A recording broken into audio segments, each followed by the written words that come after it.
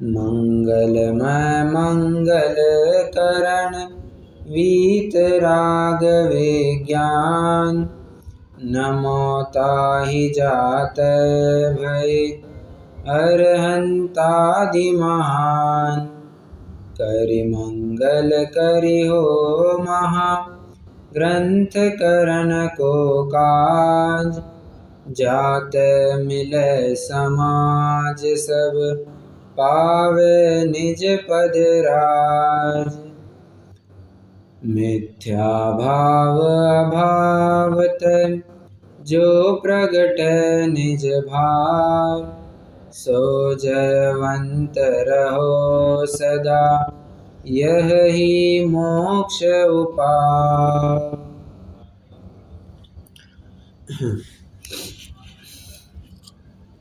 एक प्रश्न है मेरा, तीर्थंकर प्रकृति प्रशस्त प्रकृति है या अप्रशस्त प्रकृति? फिर से, तीर्थंकर प्रकृति प्रशस्त प्रकृति है या अप्रशस्त प्रकृति है?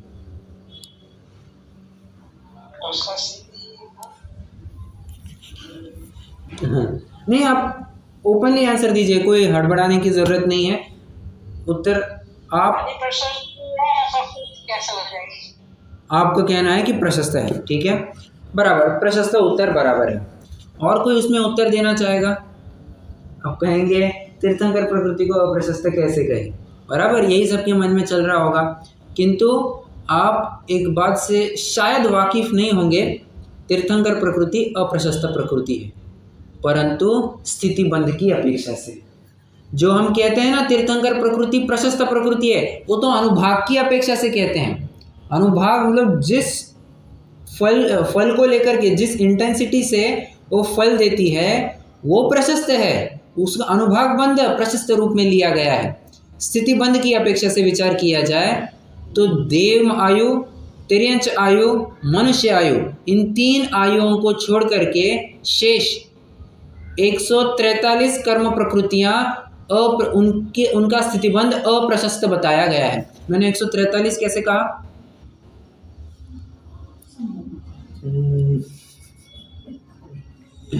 143 कैसे कहा मैंने? छोड़ देना आपने, आप 2 का बंद होता नहीं है। बराबर बराबर, मैं वही चेक कर रहा हूँ आज भी जगह हुए हैं नहीं जगह है, ठीक है। सम्यक तो प्रकृति और सम्यक मिथ्या तो प्रकृति का तो बंद होता ही नहीं है, तो उनकी तो बात ही नहीं है। तो 148 में से 2 हट गए, 146 की बात करनी है। अब 146 में से भी देव आयु, मनुष्य आयु, तिर्यंच आयु, सिर्फ यही प्रशस्त आयु बताए गए हैं। किसकी अपेक्षा से? स्थिति बंध की अपेक्षा से। ध्यान से सुनना, स्थिति बंध की अपेक्षा से सिर्फ ये 3 आयु ही प्रशस्त बताए गए हैं, 3 कर्म प्रकृतियां ही प्रशस्त बताई गई है। बाकी समस्त कर्म प्रकृतियां स्थिति बंध की अपेक्षा से अप्रशस्त जैसे काम करती है। अप्रशस्त काम करती है मतलब कषाय बढ़ेगी स्थिति बंध बढ़ेगा, कषाय घटेगी स्थिति बंध कम होगा, बराबर। अब तीर्थंकर प्रकृति में लगा के देखिए, कहते हैं तीर्थंकर प्रकृति अगर आपको ज्यादा स्थिति की बांधनी है ना, आपको ज्यादा कषाय करनी होगी। ये थोड़ा सा अटपटा लग रहा है क्या? अगर आपको तीर्थंकर प्रकृति की स्थिति ज्यादा बांधनी है तो आपको ज्यादा कषाय करनी पड़ेगी। और एक नियम अपन पहले भी चर्चा कर चुके हैं, परंतु अब आज जिस रूप में चर्चा कर रहे हैं उस रूप में नहीं हुई है, परंतु इसी से संबंधित एक चर्चा जरूर कर चुके हैं। क्या? तीर्थंकर प्रकृति का सर्वाधिक बंध कौन से गुणस्थान में होता है? तीव्र बंध कौन से गुणस्थान में होता है? सबसे तीव्र बंध, तीव्र बंध क्या है?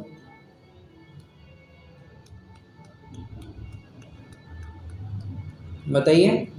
तीर्थंकर प्रकृति का बंध सर्वाधिक स्थिति की अपेक्षा से किसको होता है? कौन से जीव को होता है? कौन से गुणस्थानवर्ती जीव को होता है? चलिए पूछता हूं मैं।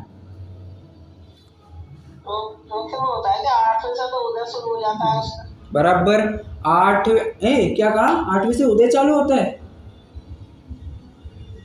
8वें से 6वें भाग से लगातार क्या बोल, वो तो बंध की अपेक्षा है, उसका उदय तो 13वें गुणस्थान में आएगा बाबा। तीर्थंकर प्रकृति का उदय कभी भी 13वें से पहले नहीं आता है, वो 13वें में ही आता है, ठीक है। तो ऐसा मत कह देना, वो तो आप जो कह रहे हैं ना 8वें गुणस्थान के 6वें भाग तक, वो तो वहां तक बंधता है, वहां तक बंधता है, बंध के लिए बात कही है। उदय के लिए बात तो 13वें गुण स्थान में आई। देखिए 3 बातें होती है, तो बंध, सत्ता और उदय। बंध मतलब कर्मों का आना, सत्ता मतलब जीव के साथ बने रहना, और उदय मतलब उनका फल देना। तो तीर्थंकर प्रकृति का फल आपको 13वें गुण स्थान में मिलेगा। बंध होगा वो चौथे गुण स्थान से लेकर 8वें गुण स्थान के 6वें भाग तक होगा। अब आपने जैसे कहा कि चौथे गुण स्थान में सबसे सर्वाधिक बंध होगा स्थिति की अपेक्षा से, वो भी कौन से जीव को होगा? ऐसे जीव को होगा जो मिथ्यात्व सन्मुख है, मतलब जो अभी क्षयिक सम्यक दृष्टि है, तीव्र संश्लेष परिणाम कर रहा है और उसकी वजह से अब पहले गुण स्थान में जाने वाला है। तो वो जो पॉइंट है ना, उसका सम्यक तो छूटने वाला है और मिथ्या तो आने वाला है, उस पॉइंट पर उसको सर्वाधिक बंध होगा। सम्यक दृष्टि को ही होगा और इसी पॉइंट पर होगा। उदाहरण दीजिए कोई।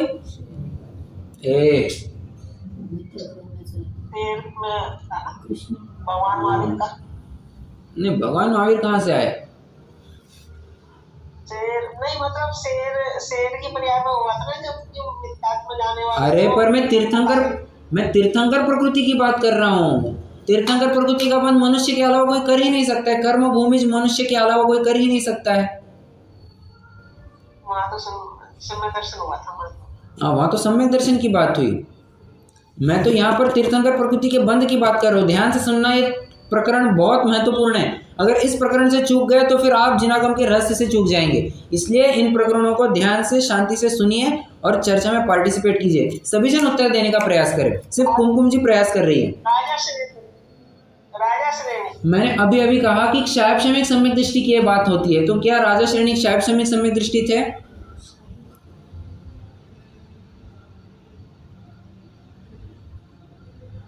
विचार करना। राजा श्रेणी क्षयिक सम्यक दृष्टि थे, वे क्षायपशमिक सम्यक दृष्टि नहीं थे। ठीक है, तो उनके केस में तो ये बात लगेगी नहीं। तो उनका मतलब कब हुआ? क्षयिक में हुआ, फिर तीर्थंकर पदवी कब बन गई ना उनके तो? हाँ, तो जब क्षयिक सम्यक तो प्रकट किया तब उन्होंने चालू किया था बंद उसका, तीर्थंकर पदवी का। हाँ, अरे अपने श्री कृष्ण तीर्थंकर प्रकृति बांध रहे हैं नहीं बांध रहे हैं? जी बिल्कुल बांध रहे हैं। उन्होंने कब चालू किया था? अरे कब चालू किया था? हाँ, मतलब उन्होंने मुनिराज को आहार दान देने के भाव आहार दान दिया, उस समय उन्होंने तीर्थंकर प्रकृति बांधना चालू कर दी थी। ठीक है, परंतु वे क्षायपशमिक सम्यक दृष्टि थे और एक तीर के चलत कृष्ण की विनश गई काया। उस समय में जो तीव्र संश्लेष परिणाम हुए, जब सम्यक तो छूटने वाला था और मिथ्यात्व में आने वाले थे, उस समय में उनको तीव्र संश्लेष परिणाम हुए, वहीं पर उनको तीर्थंकर प्रकृति का सर्वाधिक स्थिति का बंध हुआ है। कितने जन प्रकरण समझ रहे हैं, फॉलो कर रहे हैं आप? हाँ, मतलब ईमानदारी से। वन सेकेंड, क्या समझ में नहीं आया मुझे ये बताइए, तो मैं वो एक्सप्लेन करता हूँ। फिर तीर्थंकर प्रकृति का बंध हुआ और वो छूटने वाला भी है, दोनों साइमल्टेनियसली। देखिए, मैं दो बातें कर रहा हूँ, समझ में आ गया आपका प्रश्न, समझ में आ गया। हाँ, मैं दो बातें कर रहा हूँ। देखिए, पहले तो ये समझ लीजिए तीर्थंकर प्रकृति का बंध कौन कर सकता है? सम्यक दृष्टि जीव होना चाहिए, कर्म भूमि का व्यक्ति होना चाहिए और मनुष्य ही होना चाहिए। ये 3 कंडीशन फुलफिल करनी चाहिए, तो ही जाकर के सम्यक तो प्रकृति तीर्थंकर प्रकृति का बंध होता है। ठीक है, मैं 3 कंडीशन फिर से दोहराता हूँ। एक तो सम्यक दृष्टि होना चाहिए, फिर कोई सा भी हो, औपशमिक हो, क्षायपशमिक हो, क्षयिक हो, कोई भी चलेगा, सम्यक दृष्टि होने की कंडीशन है। दूसरी कंडीशन, वो कर्म भूमिज होना चाहिए, और तीसरी कंडीशन मनुष्य होना चाहिए, मनुष्यनी स्त्री पर्याय वाला व्यक्ति नहीं होना चाहिए। ठीक है, पुरुष होना चाहिए। ठीक है, अभी तो मैंने आपको कंडीशन बता दी। अब यहाँ पर आइए, हाँ, मैंने अभी कहा कि सम्यक दृष्टि जीव ही तीर्थंकर प्रकृति बांध सकता है, तो कोई भी सम्यक दृष्टि हो सकता है। हाँ, मैंने अब ये तो एक स्टेटमेंट हो गया। दूसरे स्टेटमेंट पर आइए, मैं ये कह रहा हूं कि तीर्थंकर प्रकृति की स्थिति, सुनना, तीर्थंकर प्रकृति की जो स्थिति है उसका सर्वाधिक बंध चौथे गुणस्थान के उस पॉइंट पर होगा जब उसका सम्यक तो छूटने वाला होगा और वो मिथ्यात्व में आने वाला होगा। मैं ये नहीं कह रहा हूँ कि तीर्थंकर प्रकृति छूटने वाली होगी, मैं ये कह रहा हूँ कि सम्यक्त्व छूटने वाला होगा, वो मिथ्यात्व में आने वाला होगा। तो वो जो पॉइंट है वहां पर तीव्र संक्लेश परिणाम होंगे और तब तीर्थंकर प्रकृति का सर्वाधिक स्थितिबंध होगा। ऐसा स्थिति बढ़ेगी मतलब क्या टाइम पीरियड बढ़ेगा? Exactly correct. हाँ, वो नरक जाने करके टाइम पीरियड बढ़ेगा या एनीथिंग लाइक दैट, सिर्फ टाइम पीरियड बढ़ जाएगा। टाइम पीरियड बढ़ जाएगा मतलब टाइम पीरियड बढ़ जाएगा। सत्ता का करेक्ट सत्ता का। यस। ओके। नहीं, एक बात समझ में नहीं आई। आपने कहा कि जब वो मतलब मिथ्यात्व में जाने वाला होगा, हाँ। और राजा श्रेणी पर जब बांध ली तो वो तो उसके बाद मिथ्यात्व में शायद नहीं गए। तो मैं वही कह रहा हूँ कि ये सिर्फ शायव शमिक सम्य दृष्टि के केस में लागू होगा। ठीक है, समझना, सारे दांव पे समझने होंगे। और पता नहीं को ऐसा भी कहते हैं कि अभी लक्ष्मण वगैरह ने, रावण है, इन्होंने मतलब जाएंगे लेकिन अभी बांधी नहीं, अगले भोग में बांधेंगे। बराबर। तो तीर्थंकर पद यही पति उनके। हाँ, तो उनके मत बनने दीजिए ना। किसने मनाई, मतलब किसने जबरदस्ती की है? उनका जब होगा, और जरूरी थोड़ी ना है कि जरूरी थोड़ी ना है कि नरक में जाने वाला होगा तभी होगा, ऐसा कुछ जरूरी नहीं है। नहीं जरूरी नहीं है, मतलब है ना वहाँ पे वो भी मतलब 4 भव लेंगे ना वो। 4 नहीं, उनके और बहुत सारे भव हैं, उनके बहुत सारे भव हैं।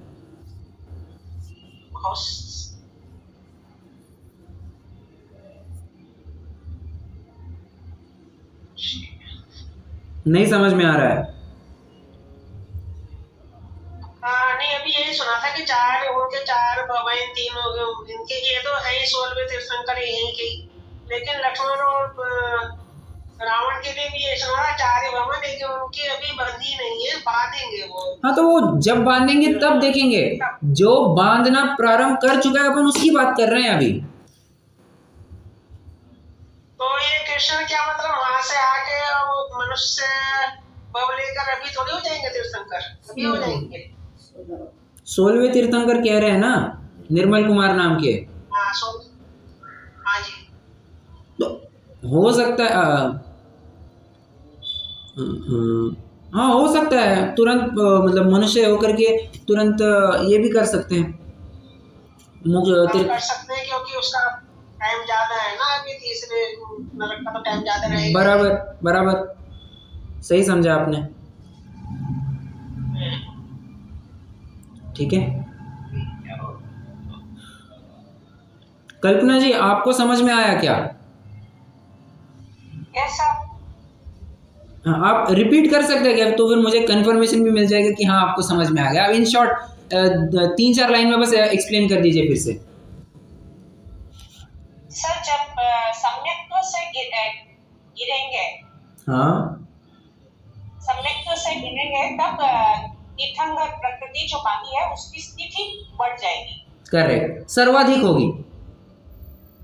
सर्वाधिक, ओके। उस टाइम पर जब जो भी प्रकृति तीर्थंकर प्रकृति बांधेगा वो सर्वाधिक स्थिति वाले बांधेगा। ठीक है, मतलब सर्वाधिक भी कहने की अपेक्षा उसकी स्थिति बढ़ेगी, इतना ही कह लीजिए, आपका सही है, उसकी स्थिति बढ़ेगी। ठीक है, और स्थितिबंध ज्यादा होगा।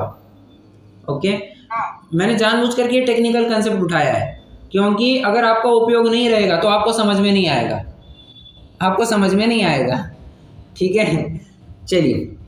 Yes sir. ओके, आशा करता हूँ सबको शशि जी आपको समझ में आया क्या? आप तो आज बहुत गुमसुम है। आया भैया जी, आया। आ गया, ओके। देखो पहले थोड़ा यही होता था कि मतलब शायद ज्यादा कैसे हो गई तीर्थंकर प्रकृति में, बड़ा अटपटा लगता है। हाँ, अटपटा तो लगता है, परंतु ये स्थिति बंद की अपेक्षा है। स्थिति बंद क्यों बदल जाता? म्हणजे आयुष्य ज्यादा रहेगी।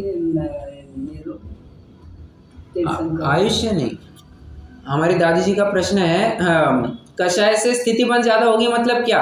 अरे वो तीर्थंकर कितने काल के लिए बने रहेंगे वो ज्यादा होगा, वो लंबा होगा। ठीक है। So, वही ना सत्ता बढ़ जाएगी। हाँ ऑफ कोर्स सत्ता बढ़ेगी और उस अनुसार उसका उदय का काल भी बढ़ जाएगा। मतलब देने का गुणस्थान उनका ज्यादा रहेगा। हाँ तीर्थंकर का काल उनका ज्यादा रहेगा, बराबर 13वें गुण स्थान में ज्यादा काल के लिए रहेंगे। उसको है। ठीक है चलिए। वैसे में हाँ, दिमाग में आया आदिनाथ भगवान जी का सबसे ज्यादा 13वां गुण स्थान रहा। हाँ तो क्या उनका भी गुण ऐसा ही था कि शायद छाया समीप में बांधी होगी उन्होंने? और वो तो सवाल दिशाएं थे शायद। अच्छा देखिए अब हाँ अब देखिए ना सरवार सिद्धि से आए थे, मतलब 33 सागर तक बांध रहे थे वे। अब 33 सागर तक आप विचार कीजिए, प्रति पल वो व्यक्ति तीर्थंकर प्रकृति बांध रहा है तो स्थिति ज्यादा होगी। अब ऐसा भी तो समझ सकते हैं ना, जरूरी नहीं है, अच्छे वाला हो गया नहीं। जरूरी नहीं है कि आपको ज्यादा स्थिति बांधने के लिए वो उसी पर्टिकुलर पीरियड में आना पड़ेगा। हम ये कह रहे हैं कि वहां पर आएंगे तो आप अवश्य ही स्थिति बंध ज्यादा करेंगे। ठीक है हाँ नहीं ये क्वेश्चन इसमें ये आया ना, आपने कहा सम्यक टूटेगा और मिथ्यात्व में आएंगे, लेकिन सवार सिद्धि से तो बहुत सारे तीर्थंकर में कहते बहुत कहीं आए हैं तीर्थंकर सवार सिद्धि से तो। हाँ और वो जब सवार सिद्धि जो जाएगा तो उसका मिथ्यात्व टूटने का मतलब ही नहीं है। अरे फिर से वही बात, मैं यही कह रहा हूं कि जरूरी नहीं है कि आपको उसी पर्टिकुलर स्थिति में जाना है तो आप सर्वाधिक बंद करेंगे। कहना ये चाहता हूं कि अगर आप उस स्थिति में जाते हैं तो अवश्य आपका सर्वाधिक बंद होगा। मतलब सर्वाधिक बंद करने के लिए और भी अलग अलग तरीके हैं। आप ज्यादा काल के लिए अगर आप तीर्थंकर प्रकृति बांधेंगे तो स्थिति ज्यादा ही बंधेगी ना।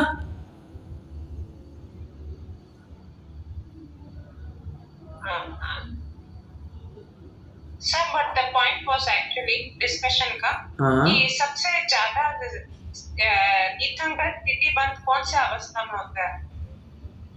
हाँ वही पॉइंट में डिस्कशन था ना अपना, तो सर्वात सिद्धि का और का कनेक्शन नहीं रहना चाहिए ना सर? नहीं उनका ये प्रश्न। हाँ बोलिए। जब वो सम्यक से गिरता है मिथ्यात्व में जाता है तभी तो स्थिति बंद ज्यादा होती है। पॉइंट भी ही जो जिसकी अभी तीर्थंकर का ये पद चल रहा है वो पहले स्थिति बंद ज्यादा कर चुका है या उनकी स्थिति बंद दूसरा अवस्था में ज्यादा हो गई रहेगी, इसलिए टाइम पीरियड ज्यादा हो गया रहेगा। पॉसिबिलिटीज है। हाँ वो भी मैक्सिमम स्थिति बंद कर वो भी पॉसिबिलिटी है, वो भी पॉसिबिलिटी। स्थिति बंद करने। Okay thank you sir. ठीक है आज के लगभग 20 मिनट तो तीर्थंकर प्रकृति ले लेगी। ठीक है आपको अगर अभी भी दिक्कत हो रही है तो आपको एक रिकमेंडेशन ज़रूर है, आप ये वाला पार्ट इस 20 मिनट का पार्ट फिर से एक बार ज़रूर सुन लीजिए, आपको पूरा ख्याल में आ जाएगा। ठीक है अभी अपन थोड़ा आगे बढ़ेंगे। आज हमें अब तो बहुत सरल प्रकरण चलने वाला है, कुछ भी मतलब दिमाग को कुछ हेडेक नहीं है। आपको बस जैसे मैं कहता हूँ किताब बंद कर देनी है, ग्रंथ बंद कर देना है। मैं आपको बस बताते जाऊँगा, नोटबुक पेन तैयार चाहिए, आप नोट्स बनाते जाएंगे। ठीक है देखिए प्रकरण अब ये चलने वाला है, किताब बंद। ज्ञानहीन जड़ उद्गल परमाणुओं का यथा योग्य प्रकृति रूप परिणमन। कहते हैं हम देखो सामने वाले को एक प्रश्न आया कि वैसे प्रश्न तो पहले भी आया था कि ये कर्म है, ये तो जड़ है, ये तो ज्ञानहीन है, ये तो चेतन नहीं है। ऐसे ज्ञानहीन जड़ उद्गल परमाणु ये अपने आप प्रकृतियों में कैसे डिवाइड हो जाते हैं? अपन ने कहा था ना कि सर्वाधिक वेदनीय को मिलते हैं, फिर मोहनीय को मिलते हैं, ये अपने आप कैसे हो जाते हैं? तो उसके लिए एक बड़ा सरल उदाहरण देते हैं। कहते हैं कि तुम खाना खाते हो, अब खाना खाते हो, मान के चलो तुम दूध पीते हो। ठीक है अब दूध का तुमने सेवन किया तो उस दूध में से तुम्हें कितना प्रोटीन मिलेगा, तुम्हें कितना कैल्शियम मिलेगा, तुम्हें कितना कार्बोहाइड्रेट्स मिलेगा, तुम्हें और कितने फाइबर्स मिलेंगे, ये निश्चित है। ये निश्चित है। ये किसने निश्चित किया? अरे बाबा ये सहज परिणामन है, और तुमने उसको पेट में डाला तो वैसा वैसा परिणामन होना स्वाभाविक है। उतना फाइबर मिल जाएगा तुम्हें, उतना प्रोटीन तुम्हें मिल जाएगा, उतना कैल्शियम मिल जाएगा। ये कोई आकर के उसमें छेड़खानी नहीं करता है, नेचुरल वो तो नेचुरल एक्टिविटी है कि वो तो वैसे अपने और फिक्स है कि उतना हो जाएगा। उसी प्रकार अब कर्म परमाणु है, कर्म परमाणु आ गए, कर्म परमाणु को ग्रहण किया, वो तो नेचुरल एक्टिविटी है कि अपने अपने प्रकृतियों में वो डिवाइड हो जाते हैं, ठीक है, और फिक्स्ड है। तुमने जैसे भाव किए उस अनुसार से कर्म प्रकृतियां बंधना तय है। तुमने जैसा भोजन किया उस अनुसार से तुमको न्यूट्रिएंट्स मिलने उतना फिक्स है। अगर तुम दूध ज़्यादा पियोगे तो शायद तुमको कैल्शियम ज़्यादा मिलेगा, तुमको B12 ज़्यादा मिलेगा। अगर तुम शायद रोटी खाओगे तो तुमको कार्बोहाइड्रेट ज़्यादा मिलेंगे, वो फिक्स्ड है। तुम जिस प्रकार से भोजन ग्रहण करोगे उस प्रकार से तुम्हें फल भी मिलेगा, उसके पोषक तत्व भी मिलेंगे। कर्मों में भी ऐसे ही समझना। फिर पंडित जी साहब और बात कहते हैं कि कोई परमाणु है वो शरीर को ज़्यादा काल के लिए पोषण देते हैं, कोई कम काल के लिए पोषण देते हैं। उसी प्रकार कोई कर्म परमाणु का बंध हुआ है वो जीव के साथ कम काल के लिए बंधे रहते हैं, कुछ ज़्यादा काल के लिए बंधे रहते हैं। कोई परमाणु होते हैं जो ज़्यादा आपको शक्ति देते हैं, कोई परमाणु होते हैं जो भोजन के परमाणु होते हैं जो आपको कम शक्ति देते हैं। उसी प्रकार कोई कर्म परमाणु होते हैं जो जीव को कम अनुभाग से फल देते हैं, कोई ज़्यादा अनुभाग से फल देते हैं। पूरा रिलेट करके दिखाया, जैसा भोजन में लगाया है वैसा ही यहाँ पर लगाना। और अधिक क्या कहे, ये तो पूरा नैमित्तिक भाव है कि तुमने जिस प्रकार का भोजन ग्रहण किया, जिस मात्रा में भोजन को ग्रहण किया उस मात्रा में तुम्हें पोषक तत्व मिल जाएंगे। उसी प्रकार जिन भावों से तुमने कर्मों का बंध किया उसी अनुसार तुम्हें फल भी मिल जाएगा। और स्वयं चलित व्यवस्था है, यहाँ पर किसी को भी कुछ करना नहीं है, ये विधि का विधान ही ऐसा है। विधि का विधान मतलब कर्मों की व्यवस्था ही ऐसी है, पूरी स्वयं चलित व्यवस्था है। मान के चलिए, आप विचार कीजिए, अगर कितने ग्रहण किए हुए कर्म परमाणु में से किस प्रकृति को कौन से देना, कितने परमाणु देना, ये अगर फिक्स होता, फिक्स कह रहा हूँ, किसी के हाथ का एक काम होता तो क्या होता, मतलब कोई अगर इसको चलाने वाला होता तो क्या होता, तो अच्छे सादा में ही जाते सब। अच्छा, जिससे राग होता जिससे देश होता नहीं, फिर से समझा नहीं मुझे। मतलब जैसे कोई करने वाला होता कि वो बंटवारा करने वाला हाँ, होता, तो यदि उनको जिनसे राग हो बराबर करेक्ट में तो अच्छे और जिनके बराबर कंफ्यूजन हो जाता, कंफ्यूजन क्रिएट होता और कोई करने वाला होता। कैसे? सब अराधी निधन अरेंजमेंट है। हाँ, बस जिससे ऑटो सिस्टम में चल रहा है ये सब। हाँ, बराबर, ये ऑटोमेटिक करने वाला होगा तो he can play ना, मैनिपुलेट करेगा, वो पूरा मैनिपुलेट कर देगा। और शशि जी, आपने जैसे कहा, जिसके प्रति राग होगा उसको अच्छी प्रकृतियां देगा, और जिसके प्रति द्वेष होगा उसको पूरा खराब दे देगा। और ये पूरी और एक बात तो पक्की है, हाँ, वो खुद के लिए वो अलग रहेगा, वो ठीक है, खुद के लिए फिर अलग ट्रीटमेंट होगा। अच्छा, एक छोटा सा प्रश्न पूछना चाहता हूँ। आप किसी फैक्ट्री में जाइए जहाँ पर बड़ी बड़ी मशीनें लगी होती है और ऐसे वस्तुएं बनती है, उस मशीन में से बन करके निकलती है। अभी पूरा ऑटोमेटेड होता है, मशीन में बस आप मटेरियल डालो, उसमें सामान डालो, आपको बराबर सामान आउटपुट मिल जाता है, बराबर। अब इस पूरी व्यवस्था में अगर आप बीच में कुछ छेड़खानी करते हैं क्या होगा?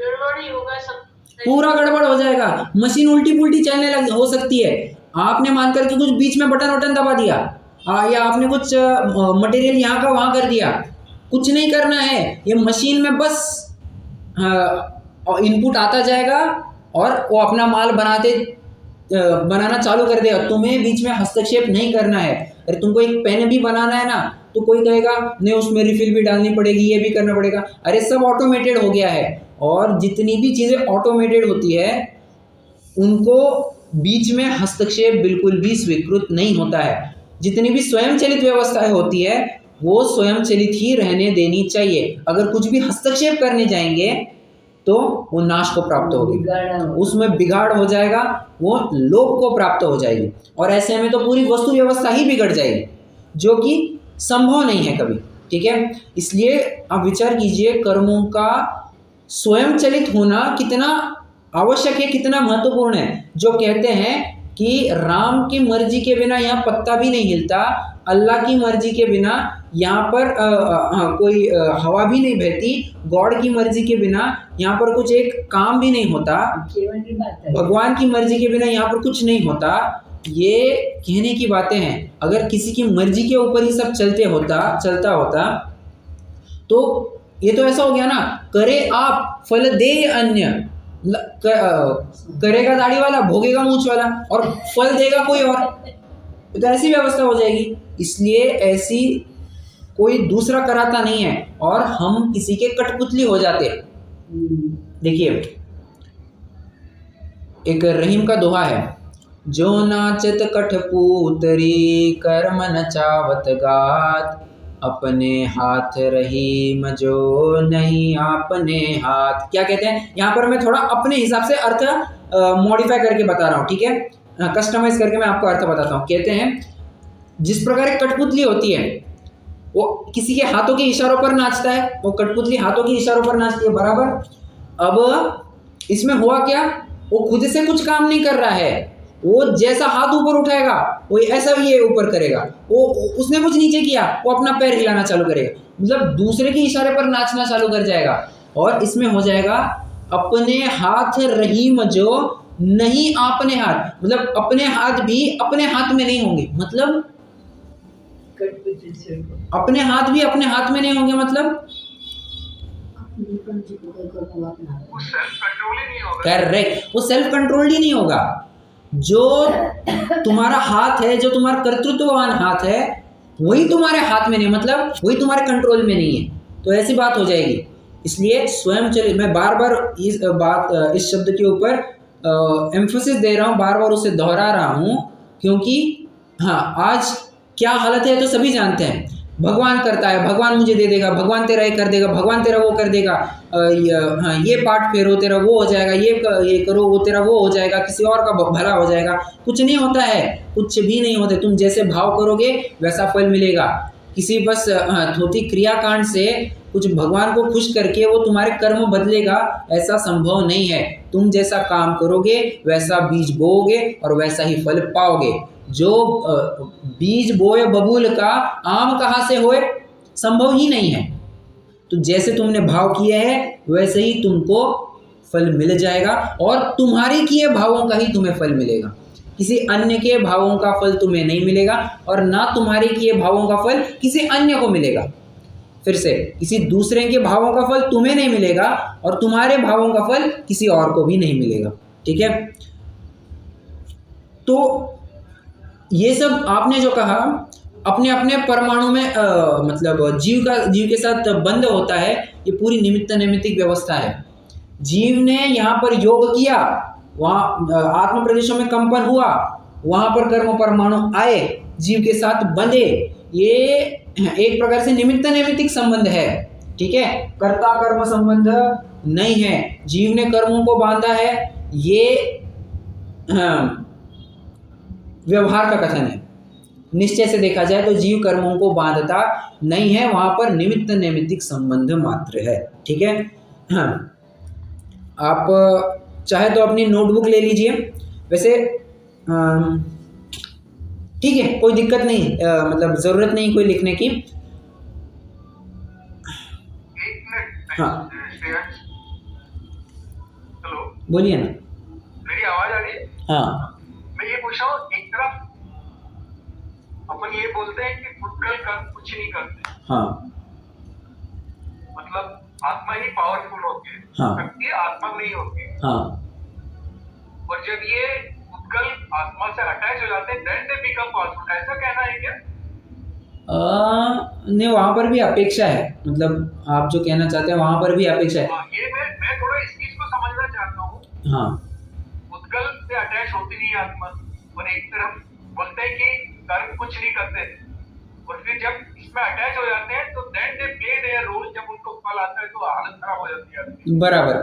मतलब ये कैसे होता है, ये मैं समझना चाहता हूँ। अब देखिए, आप यहाँ पर इस ग्रंथ को पढ़ेंगे तो यहाँ पर अभी तक को अपन को ये पढ़ने में मिला है कि कर्म तो बलहीन है, वो तो जड़ है, उसमें कुछ ताकत है नहीं, शक्तिहीन है, वो तो क्या जीव को करेगा, ऐसी एक धारा आपको सुनने को मिलेगी। ठीक है, जितना मुझे याद है रत्नकर श्रावकाचार्य में थोड़ा सा एक आध्यात्मिक प्रकरण चल रहा था, वहाँ पर तो आध्यात्मिक चरणानियों का प्रकरण चल रहा था, वहाँ पर तो एक साफ साफ बात लिखी है, इसलिए कर्मों से डरना क्योंकि कर्म बलवान है।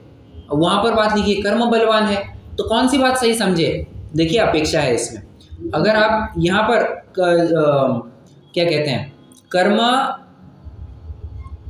बलवान है ऐसा कहते हैं, तो ये तो साफ साफ दिखाई देता है कर्म बलवान है। भाई तुमने जिस प्रकार से कर्म बांधे हैं अब तो फल देकर के ही रहेंगे। जिस प्रकार से आपने खराब फल बांधा है, खराब कर्म बांधा है, वो तो अपना फल देकर के ही रहेगा, और फल में फिर जीव की हालत खराब हो जाती है।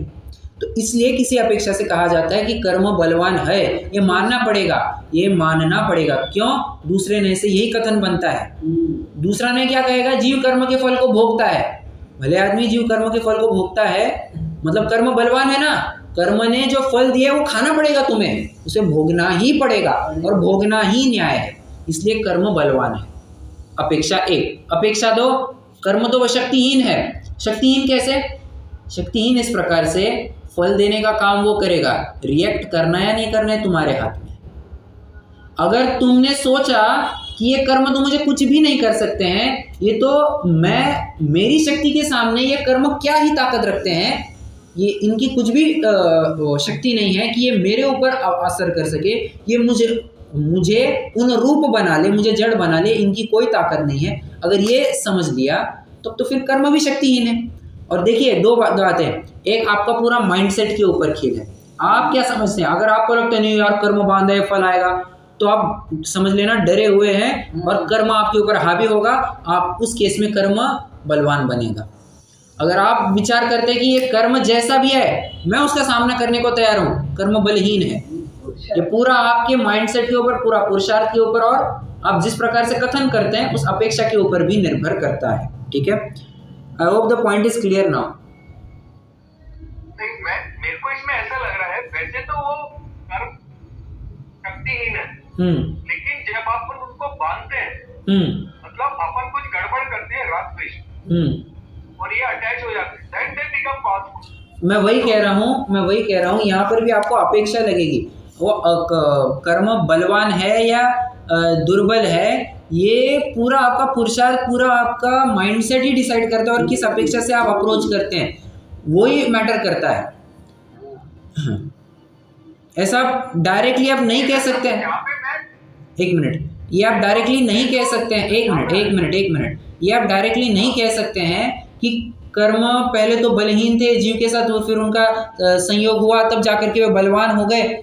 ये ठीक है, किसी अपेक्षा से ये भी कहना सही बनेगा, पर मैं फिर से वही कह रहा हूँ, यहाँ पर अपेक्षा आ ही गई ना, अपेक्षा तो आ ही जाती है। ये कहते हैं कि शक्तिशाली तो आत्मा ही है। हाँ बराबर, शक्तिशाली तो आत्मा ही है। जब ये अटैच हो जाते हैं तब वो भी फिर मतलब अब वो क्या हो गया, दो मिलके एक हो जाते हैं ना, हाँ प्रॉब्लम बड़ी हो जाती है। यदि ओवरलूप करेंगे तो अटैच नहीं होगी। बराबर, ठीक है, वैसा समझ लीजिए। अब कोई उसमें मेरे को अल्टीमेटली प्ले तो आत्मा का ही है इसमें। करेक्ट, ये कंक्लूजन है कि प्ले तो पूरा आत्मा का है। समय साथ के कथन में आता है ना सर, हाँ। ज्ञानी को कर्म बंध नहीं होता। ओके, हाँ, इस तो वही बता रहा ना। अच्छा हाँ, वैसे कहना चाहते हैं, बराबर, करेक्ट, आ गया ख्याल में। मैं सोच रहा हूँ आप किस अपेक्षा से बात करें, मुझे पहले तो ख्याल में ही नहीं आया। बराबर, ज्ञानी को बंध नहीं होता, वो क्यों? अच्छा, उसमें भी अपेक्षा समझना। पहले तो वहाँ पर ज्ञानी मतलब चतुर्थ गुणस्थान वर्ग को ज्ञानी कह दिया है, वहाँ पर फिर आपने चारित्र प्रकट किया नहीं किया, उसको कुछ लेना देना नहीं है। ये आध्यात्मिक ग्रंथों की विशेषता ही ऐसी है, ठीक है। और एक अपेक्षा आप जो कहना चाहते हैं, ज्ञानी जो व्यक्ति होता है वो तो इन सब चीज़ों को ओवरलुक कर देता है, वो विचार नहीं करता है यार ठीक है कर्म का उदय आया है, अब मैं तो उसका सामना करूंगा ही करूंगा, तो ये उसकी माइंडसेट हो जाती है। इसलिए उसको विशेष बंध, वो नवीन कर्म बंद नहीं करता। ध्यान से समझना, जो पुराना बंध है वही होता है, नवीन रूप से कर्म का बंध नहीं करता, ठीक है।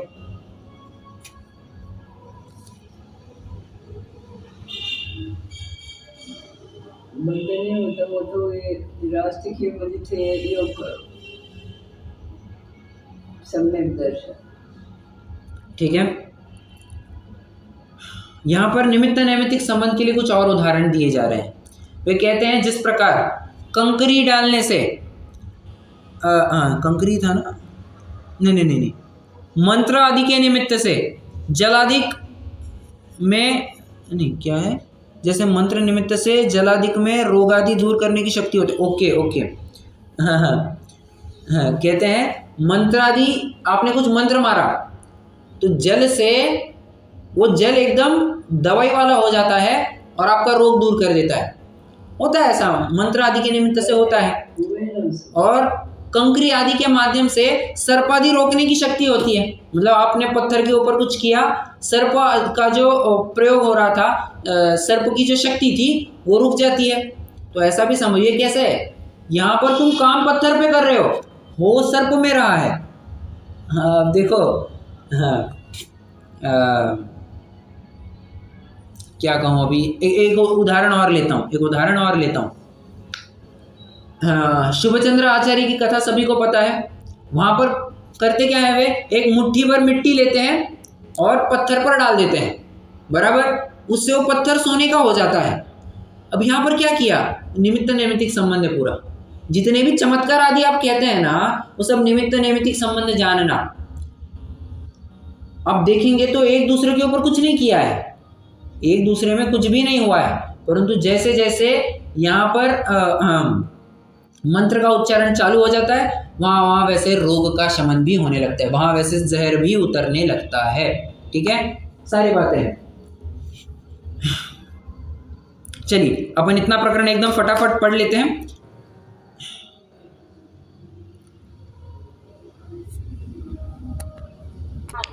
चलिए पृष्ठ क्रमांक 28 पर है, ज्ञानहीन जड़ पुद्गल परमाणुओं का यथा योग्य प्रकृति रूप परिणाम, ठीक है।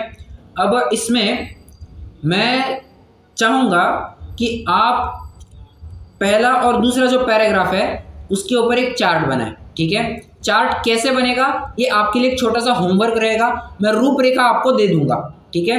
मैं आपको अभी बता दूंगा आपको क्या पॉइंट्स कहाँ पर लेना है, बस आपको लिखित रूप में, अभी मत लिखिएगा क्योंकि अभी अपने पास समय भी कम है, लिखित रूप में आपको घर पर होमवर्क करना है, 5 से 10 मिनट का काम है, ज़्यादा बात नहीं है, ठीक है।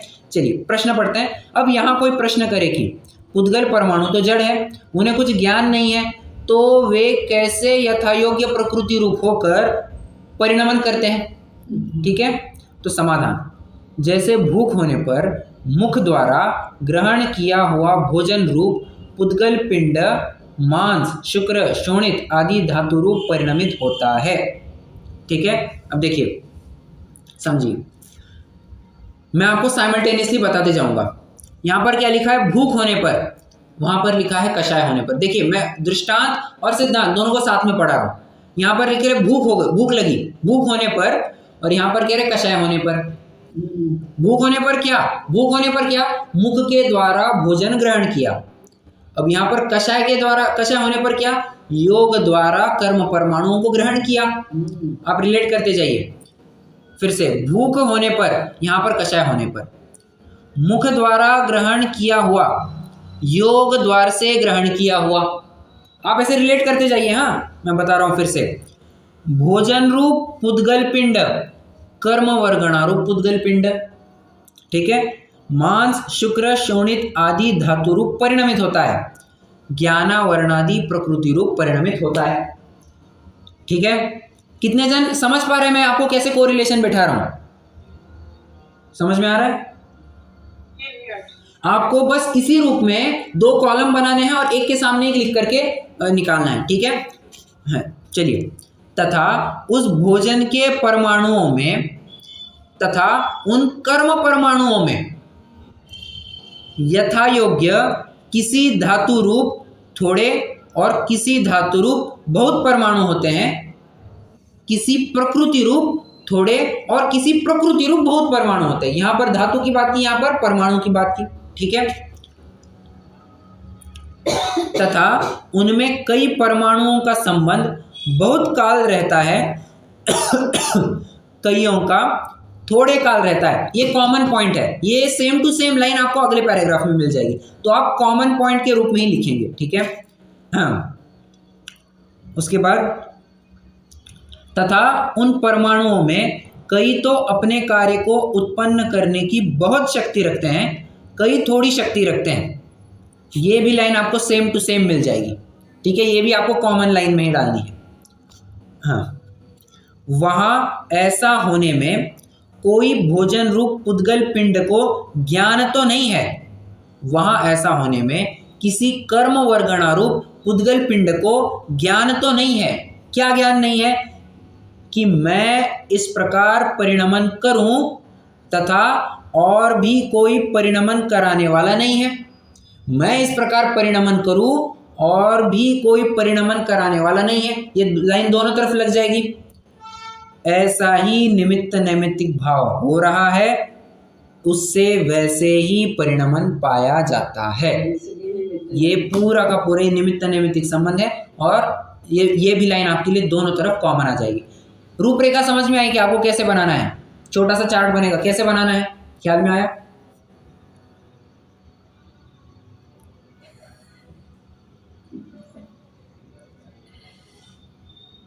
अरे समझाणो कहाँ है? ऊपर की जो अभय जी ये तो आ गया, लेकिन ऊपर के जो हेडिंग है उसमें कैसे क्या लिखेंगे?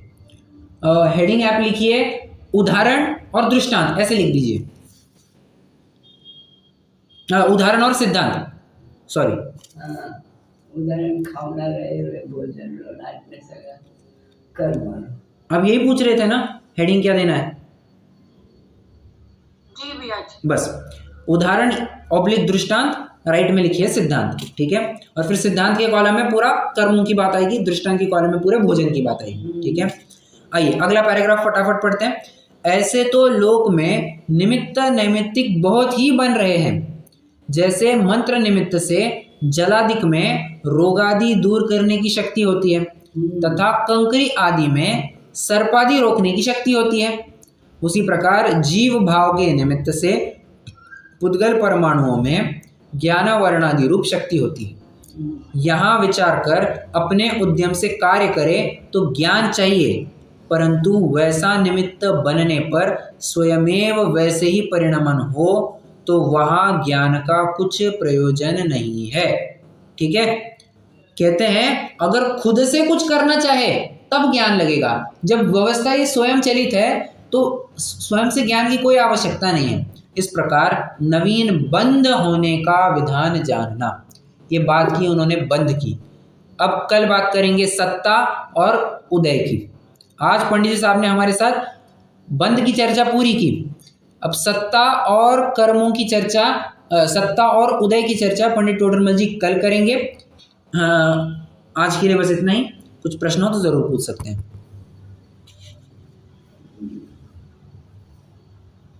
सर ये जो आप एग्जाम्पल दिए थे ना तीर्थंकर प्रकृति वाला, हाँ, कृष्ण के मृत्यु के समय वो सम्यक्त्व से गिरकर मिथ्यात्व में जाए, reason for it is sir? देखिए गुड क्वेश्चन। मैं प्रश्न को फिर से दोहराता हूँ। प्रश्न ये है कि कृष्ण का जीव है, जब वो, अब देखिए पहली बात तो ये है कि जितने भी नारायण और प्रतिनारायण होते हैं वे नरकगामी जीव होते हैं, बराबर। अब ये नियम आपको पता होगा। Yes sir. अब कृष्ण एक नारायण थे, बराबर, 90 नारायण थे, अंतिम नारायण, तो अब उनके नरक जाने का नियम है। एक और नियम है कि जितने भी नारायण और प्रतिनारायण होते हैं वे जन्म से सम्यक दृष्टि होते हैं, क्यों? शला का पुरुष है, शला का पुरुष सम्यक्त्व से युक्त होते हैं। तो अब देखिए, अब समझना होता क्या है, ये व्यक्ति है सम्यक दृष्टि, परंतु इसको जाना है नरक में। अब ध्यान से समझना, सम्यक दृष्टि जीव कभी भी नरक में नहीं जाता। मतलब सम्यक्त्व के साथ मरण करके वो कभी भी नरक में नहीं जाता, और अगर जाएगा तो क्षयिक सम्यक्त्व ही होगा। फिर से, अगर नरक में जाने वाला होगा तो क्षयिक सम्यक्त्व ही होगा। जैसे श्रेणिक राजा, ठीक है, क्षयिक सम्यक दृष्टि थे। अगर उसका क्षयोपशमिक सम्यक्त्व है, ध्यान से समझना, मैं थोड़ा सा मैं नवीन बातें कह रहा हूं। जो अगर क्षयोपशमिक सम्यक दृष्टि होगा तो ये उसका नियम है कि नरक में जाने से पहले वो सम्यक्त्व से च्युत होगा, अंतिम अंतर मुहूर्त में वो मिथ्यात्व में आएगा, मिथ्यात्व में आने के बाद नरक प्रकृति का नरक आयु का बंध करेगा और फिर वो नरक में जाएगा। ध्यान से समझना, सम्यक्त्व की हालत में कभी भी नरक प्रकृति नहीं बंधती है। जो श्रेणिक राजा का भी आता है ना कि नरक में गए, उन्होंने तो पहले नरक आयु बांध ली थी, बाद में सम्यक्त्व प्रकट किया था, ठीक है। कृष्ण के केस में ऐसा नहीं हुआ था, वे सम्यक दृष्टि थे, उन्होंने पूरी जीवन में कोई आयु नहीं बांधी थी, परंतु उनका नियोग ऐसा है कि वे नरक में ही जाने वाले थे, इसलिए वे सम्यक्त्व से नीचे उतरे, मिथ्यात्व में आए, वहां पर नरक प्रकृति का नरक आयु का बंध किया और फिर नरक में गए। तो सर नरक आयु बंद करके नरक में उत्पन्न होके फिर से सम्यक्त्व प्राप्त करेक्ट।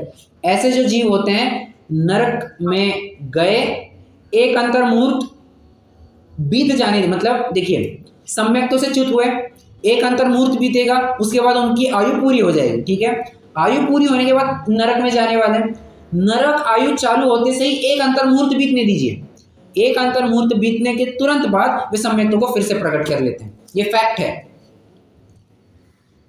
इमीडिएटली अगले अंतर मुहूर्त में, सेकेंड अंतर मुहूर्त में उनको सम्यक्त्व हो गया रहता है।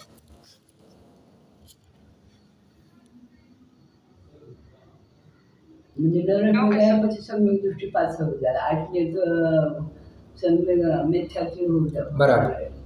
देखिए, दो नियम आप ध्यान रखना, नारकी जीव कभी भी सम्यक्त्व के साथ उत्पन्न नहीं हो सकता, एक्सेप्ट क्षयिक सम्यक दृष्टि होगा तो, और वो भी सिर्फ प्रथम नरक पृथ्वी वाला, सिर्फ और सिर्फ पहली नरक पृथ्वी, और वो भी क्षयिक सम्यक दृष्टि। क्षयोपशमिक सम्यक्त्व होगा, औपशमिक सम्यक दृष्टि होगा, तो इन सम्यक्त्व के साथ मतलब जन्म लेते से ही ये सम्यक्त्व कभी भी नहीं पाए जाएंगे, सिर्फ क्षयिक सम्यक्त्व पाया जाएगा, ठीक है। और मनुष्य की अपेक्षा विचार करेंगे तो अगर मनुष्य को नरक में जाना है तो मिथ्यात्व अवस्था में आकर के ही वो नरक में जाएगा, अनलेस उसका क्षयिक सम्यक्त्व है, क्योंकि क्षयिक सम्यक्त्व का तो कभी पतन होता नहीं है, वो एक बार प्रकट हो गया सो हो गया, बराबर। तो बस वो एक क्षयिक सम्यक्त्व का एक एक्सेप्शन बन जाता है, बाकी क्षयोपशमिक और औपशमिक सम्यक्त्व छूटते हैं, मिथ्यात्व में आता है, बंध नरक आयु का होता है और फिर वे नरक में जाते हैं। स्पेसिफिकली क्षयोपशमिक की बात करूं तो ओके सर, ओके, ठीक है, चलिए। सर तब ये तो सोल पे तीर्थंकर उत्पन्न हो गए, वो ठीक है, बट क्योंकि ये क्षयोपशमिक सम्यक्त्व है तो वापस से जन्म मरण होगा, 3 भव लगेंगे शायद। 3 भव नहीं क्षयिक, वो क्षयिक होने के बाद, वो क्षयिक होने के बाद, क्षयिक सम्यक्त्व होने के बाद, अभी ध्यान से समझना, नरक में कभी भी नए से क्षयिक सम्यक्त्व उत्पन्न नहीं होता, पिछले वाला क्षयिक सम्यक्त्व होगा वही कंटिन्यू होगा, नए से कभी कोई क्षयिक सम्यक्त्व प्रकट नहीं करता है। क्षयिक हाँ बोलिए। तीर्थंकर प्रकृति बंद हो गया तो तीसरे भाव में वो क्षयिक सम्यक्त्व ऐसा का, कोई नियम वो क्षयिक सम्यक्त्व के लिए नियम ऐसा है कि क्षयिक संकेत के लिए नहीं है। सुनिए, वो एक मिनट, वो क्षयिक सम्यक्त्व के लिए नियम है। मतलब एक बार अगर किसी ने क्षयिक सम्यक्त्व प्रकट कर लिया तो वह जीव या तो उसी भव में या तीसरे भव में या चौथे भव में मोक्ष में जाता है। बाकी ऐसा कुछ नियम नहीं है कि तीर्थंकर प्रकृति का बंध किया है तो तीसरे भव में मोक्ष जाएगा। ओके सर, ठीक है, तीसरे महीने तो ज्यादा चौथे में तो जाता ही है छाया संगीत। और यदि आते ही तीर्थंकर बन रहे हैं तो उनका तीसरा ही भाव कहलाएगा फिर तो। हाँ वैसे तो फिर तीसरा ही कहलाएगा। इसलिए या ये हो सकता है बीच में आकर कोई मनुष्य पर्याय ले और फिर दोबारा से तीर्थंकर, मतलब जैसे नरक से निकल कर आए हाँ और कोई राजा वगैरह बन जाए, हाँ और फिर दूसरा भाव मनुष्य का लेकर अब बन जाए, क्योंकि यदि वो देव बने तो फिर 5 भाव हो जाएंगे। हाँ हो सकता है ना, हो सकता है। अब अच्छा फ्रैंकली स्पीकिंग, तीर्थंकर के बारे में मैं जितना सुन चुका हूँ कि तीर्थंकर प्रकृति के लिए ऐसा कोई नियम नहीं है कि तीसरे भाव में ही मोक्ष जाएगा, चौथे में जाएगा, पांचवें में जाएगा, कैसे भी जा सकता है, परंतु जल्द ही जाएगा, इतनी तो बात पक्की है। अब कृष्ण का ही देख लो, बंद रही है तो कंटिन्यू बंद रहेगी ना। हाँ करेक्ट, कंटिन्यूअसली बंधती रहेगी, ये बात है। तो ये सुना था कंटिन्यू में मैक्सिमम 4 ही बंद सकती है। ऐसा कुछ नहीं। अच्छा वो ठीक है, आप कह रहे हैं तो मुझे भी वैसे चेक करना पड़ेगा, परंतु मेरे ज्ञान में तो नहीं है ऐसा कुछ कि 4 भाव तक ही बन सकती है। मैं चेक करके बताऊंगा आपको। जी ठीक है, चलिए रुकते हैं, जिनवाणी स्तुति करेंगे।